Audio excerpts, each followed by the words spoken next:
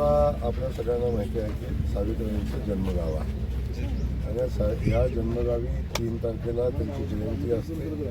महाराष्ट्रभरातून त्यांच्यावर प्रेम करणारा सर्व समाजाची लोक या ठिकाणी येतात आणि या ठिकाणी येऊन प्रेरणा घेऊन जातात. तर ज्या पद्धतीनं सावित्रीबाईंचं काम होतं, ज्या पद्धतीनं अख्ख्या जगाला त्यांनी आदर्श घालून दिलेला आहे, त्याचा विचार करता त्यांच्या जन्मगावामध्ये त्यांचं भव्य दिव्य असं स्मारक होणं गेल्या अनेक दिवसापासूनच्या महाराष्ट्रातल्या जनतेची मागणी होती, भावना होत्या.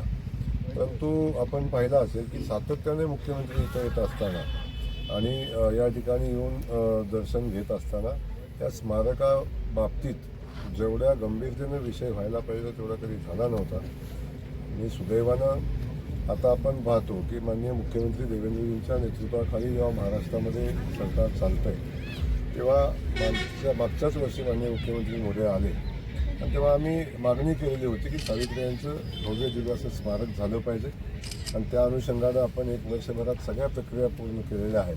आता टेंडर झाले आणि 3 तारखेला सावित्रीबाईंच्या भव्य दिव्य स्मारकाचं भूमिपूजन या ठिकाणी होते आणि त्यासाठी महाराष्ट्रातले सगळे सावित्रीबाईंच्यावर प्रेम करणारे लोक या ठिकाणी स्मारकाच्या भूमिपूजनाला येतात. माननीय मुख्यमंत्री महोदय आणि आमचा मंत्री